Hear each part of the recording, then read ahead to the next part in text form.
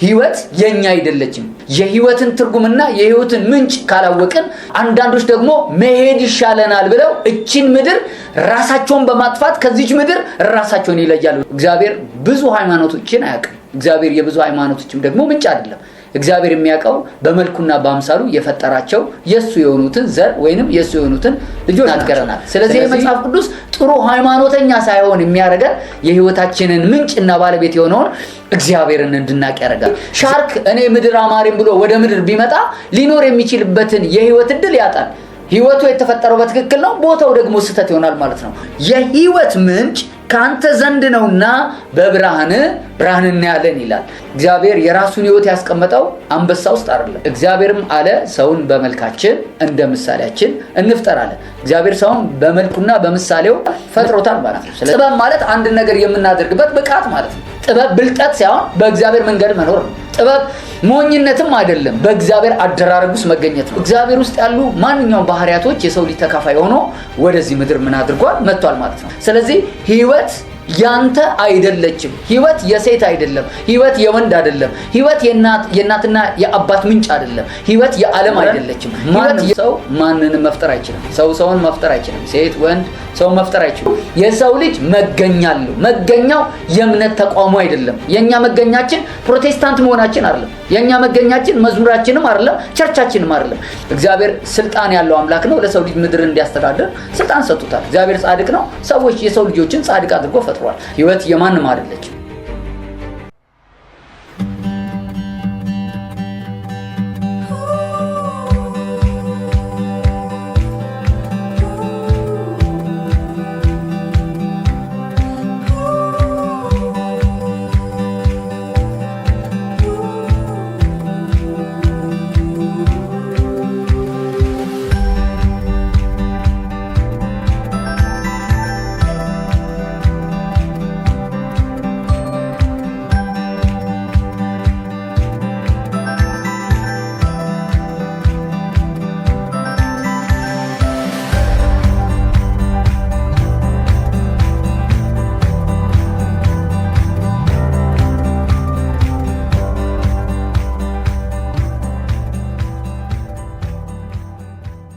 ሰላም ቅዱሳን እንደምናችሁ። መጋቢ ካሴ ከበደ ነኝ ከኤክሰለንስ ላይፍ ፌስ ቸርች።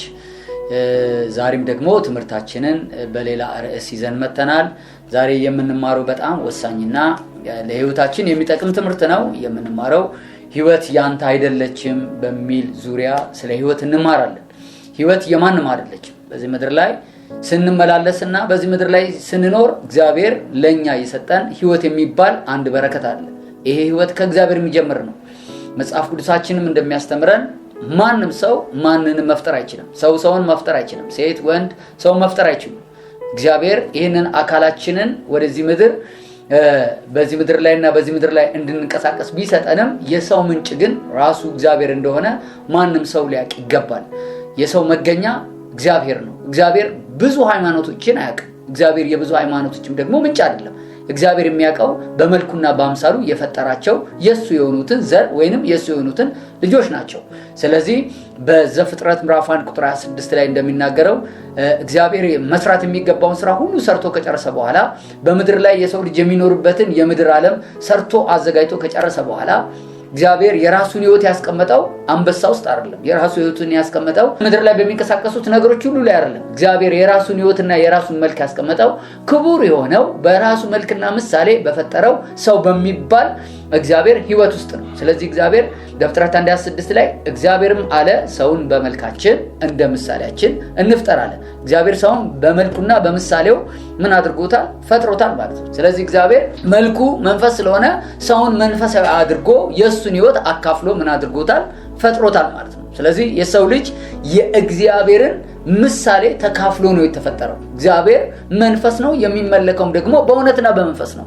ሰውንም ደግሞ መንፈሳዊ አካል አድርጎ ወደዚህ ምድር ምን አድርጎታል? አምጥቶታል። ወይንም ወደዚህ ምድር እንዲኖር ፍቃዱ ሆኖ አምጥቶታል ማለት ነው። ስለዚህ ሰው የእግዚአብሔር ጥገኛ ነው። ሰው ከእግዚአብሔር ጋር ህብረት ትስስር እንዲያደርግ ሰው ያለ እግዚአብሔር እንዳይኖር አድርጎ እግዚአብሔር ከሱ ጋር እንዲኖር አድርጎ በፍቅር ወደዚህ ምድር አምጥቶታል ማለት ነው። ባህሪውንም ደግሞ እንደዚሁ ሰጥቶታል።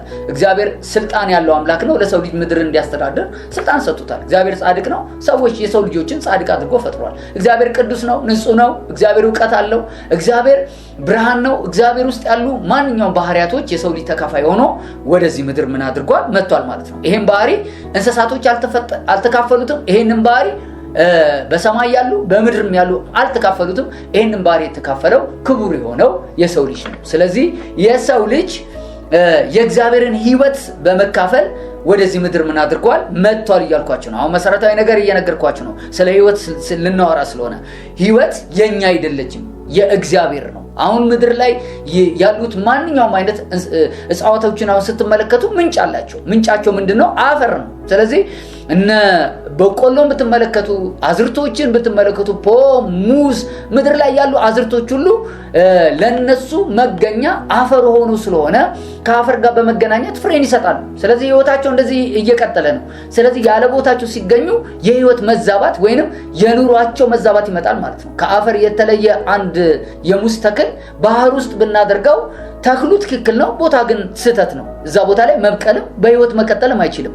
ዘሩ ትክክል ነው፣ የተቀመጠበት ቦታ ግን ውሃ ላይ ከሆነ ስህተት ነው። ልክ እንደዚህ ሁሉ በውሃ ውስጥ ያሉ ፍጥረታቶች ሁሉ ከውሃው ስለተገኙ ኑሯቸውም ህይወታቸውም ውሃው ነው። ስለዚህ ውሃ ውስጥ እየተዝናኑ ሳይሆን እየኖሩ ነው። ህይወታቸው ውሃው ስለሆነ መገኛቸው እግዚአብሔር አምላክ ውሃውን ስላደረገ ማለት ነው። ስለዚህ ሻርክ እኔ ምድር አማሪም ብሎ ወደ ምድር ቢመጣ ሊኖር የሚችልበትን የህይወት እድል ያጣል። ህይወቱ የተፈጠረው በትክክል ነው፣ ቦታው ደግሞ ስህተት ይሆናል ማለት ነው። ወደ ሰውም ስንመጣ ልክ እንደዚህ ነው። የሰው ልጅ በደስታ በሰላም በፍቅር በፍሬያማነት እግዚአብሔር በፈጠረበት የህይወት አናኗር ልክ በዚህ ምድር ላይ መመላለስ ሲጀምር ህይወት ለሱ ትርጉም ያለው የህይወት አናኗር እንዲሆን ይሆንለታል ማለት ነው። አለበለዚያ በዚህ አቅጣጫ ልናገኝ የሚገባውን ትልቁን ነገር እግዚአብሔርን ባለማወቅ የተነሳ ማናገኝ ከሆነ በህይወታችን የሚመጡ ምኖች አሉ፣ ትግሎች፣ ችግሮች ይኖራሉ ማለት ነው። ስለዚህ ህይወት ያንተ አይደለችም። ህይወት የሴት አይደለም። ህይወት የወንድ አይደለም። ህይወት የእናትና የአባት ምንጭ አይደለም። ህይወት የዓለም አይደለችም። ህይወት የዲግሪ የማስተርስ የሀብት መለኪያ የክብር መለኪያ አይደለችም። የሰው የህይወት ምንጭ ባለቤት ማን ነው ካላችሁ እግዚአብሔር ነው። እንደ መነሻ ጥቅሳችን በመዝሙረ ዳዊት ምዕራፍ 36 ቁጥር 9 ላይ እንደዚህ የሚል ቃል አለ። ከቁጥር 7 ጀምረው አምላኬ ሆይ ምሕረትህ እንዴት ክቡር ነው፣ የሰው ልጆች ሁሉ በክንፎች ጥላ ስር ያገኛሉ፣ ከቤት ሲሳይ ይመገባሉ፣ ከበረከት ወንዝ ይጠጣሉ። የህይወት ምንጭ ካንተ ዘንድ ነውና በብርሃን እናያለን ይላል። ስለዚህ ዳዊት ሲናገር ምን አለ? አንተ የህይወት ምንጭ ነህ። የህይወት ምንጭ ነህ ማለት እግዚአብሔር የህይወቱ መገኛ ነው። የዳዊት የህይወቱ መገኛ አባቱ እሴይ አይደለም። የዳዊት የህይወቱ መገኛ ወይንም የህይወቱ ክብርና የህይወቱ ስኬት ኢየሩሳሌምም አይደለችም፣ ቤተ መንግስቱም አይደለም፣ ልጆቹም አይደሉም፣ ሰዎች የሰጡትም ጭብጨባ አይደለም። እሱም በክብር ያገኘውና እንዲሳካ እንዲከናወን ምክንያት የሆነው ቅባቱ አይደለም። የዳዊት የህይወት ምንጭ ማን ነው ካላችሁ ፈጣሪው የሆነው እግዚአብሔር ነው። ስለዚህ እግዚአብሔር አንተ ለኔ ምን ነህ አለ? የህይወት ምንጭ። ቅድም እንዳልኳችሁ ሁሉ መገኛ እንዳለው ሁሉ የሰው ልጅ መገኛ አለው። መገኛው የእምነት ተቋሙ አይደለም። የኛ መገኛችን ፕሮቴስታንት መሆናችን አይደለም። የኛ መገኛችን መዝሙራችንም አይደለም፣ ቸርቻችንም አይደለም። የሰው ልጅ ሁሉ የፍጥረት ሁሉ መገኛ ራሱ እግዚአብሔር ነው። እግዚአብሔርን አንድ ሰው ማግኘት ካልቻለ ህይወት ብለን መሀል ላይ ያስተምራቸዋለሁ ስንጠይቅ ትግል ነው ይላሉ አንዳንድ ሰዎች። ህይወት ከባድ ነው ይላሉ። ህይወት መራራ ናት ይላሉ። ህይወት ለምን ተፈጠርኩ ይላሉ። ህይወት አስጨናቂ ነው ይላሉ። ህይወት ዲፕሬሽን ነው ይላሉ። ህይወት ለምን ወደዚህ ምድር መጣው ብለው ሰዎች ስለ ህይወት ይጠይቃሉ።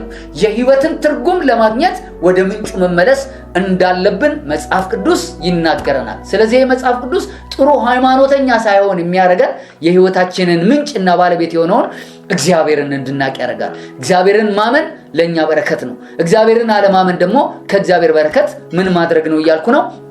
መግደል ነው።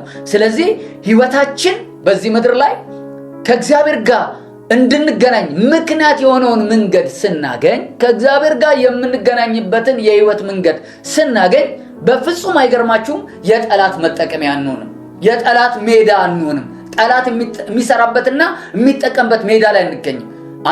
አንድ ሰው የተፈጠረበትን ዓላማና ወደዚህ ምድር ያመጣውን የእግዚአብሔርን መልካምነትና በጎነት ሊካፈል የሚችልበትን የህይወት ምንጭ የሆነውን እግዚአብሔርን ማወቅ ካልቻለ በጠላት ቴሪቶሪ ውስጥ በጠላት አገዛዝና በጠላት ሰርክል ውስጥ ይገኛል። ስለዚህ ከዛ የተነሳ የህይወት ትርጉም ምን ያደርጋል ማለት ነው? ይበላሻል። ስለዚህ ሰዎች ራሳቸውን የሚጠሉ፣ ራሳቸውን የማይወዱ፣ በዘረኝነት የተጠላለፉ፣ በትምክት የተሞሉ፣ በገንዘብ የሚመኩ፣ በእውቀት የሚነዱ፣ እንደገና ደግሞ አንዳንዶች ደግሞ መሄድ ይሻለናል ብለው እቺን ምድር ራሳቸውን በማጥፋት ከዚች ምድር ራሳቸውን ይለያሉ። ለምን?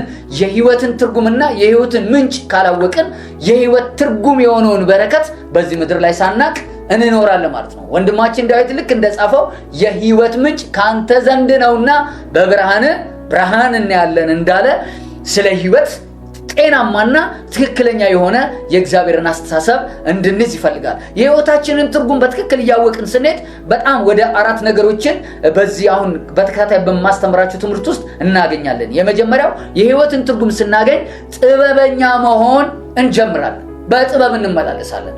ጥበብ ይኖረናል ማለት ነው። ስለዚህ ህይወት ትግል አይሆንብንም። ህይወት ለኛ በጣም ቀላል ይሆናል። ጥበብ ማለት አንድ ነገር የምናደርግበት ብቃት ማለት ነው። ስለዚህ ጥበብ የሌለ ሰው ደግሞ ሰነፍ ይላል። የጥበብ ተቃራኒ ሰነፍ ነው። ሰነፍ በልቡ እግዚአብሔር የለም እንደሚል ሁሉ ጠቢብ በልቡ ደግሞ እግዚአብሔር አለ ይላል። የጥበብ ሁሉ መጀመሪያ እግዚአብሔር መፍራት ስለሆነ፣ ስለዚህ አንድ ሰው እግዚአብሔርን ሲያውቅ በጥበብ መመላለስ ይጀምራል። ጥበብ ብልጠት ሳይሆን በእግዚአብሔር መንገድ መኖር ነው። ጥበብ ሞኝነትም አይደለም፣ በእግዚአብሔር አደራረግ ውስጥ መገኘት ነው። ስለዚህ የጥበብ ህይወት ይኖራል። ጠቢብ ሰው ኃያል ነው ይላል ምሳሌ መጽሐፍ ምዕራፍ 4 ቁጥር 4 ላይ። ጠቢብ ሰው በዚህ ምድር ላይ ፓወርፉል ነው። በስራው፣ በህይወቱ፣ በአገልግሎቱ፣ በትዳሩ፣ ከልጆች ጋር ባለው ግንኙነት፣ ከምድር ጋር ባለው ግንኙነት ሁሉ ላይፉን ኢንጆይ ያደረገ እንዲኖር የሚያደርገው የመጀመሪያ የህይወት ትርጉሙን በሚያገኝበት ጊዜ ጥበብ የሚባለው እውነት በሱ ላይ ይሰራበታል።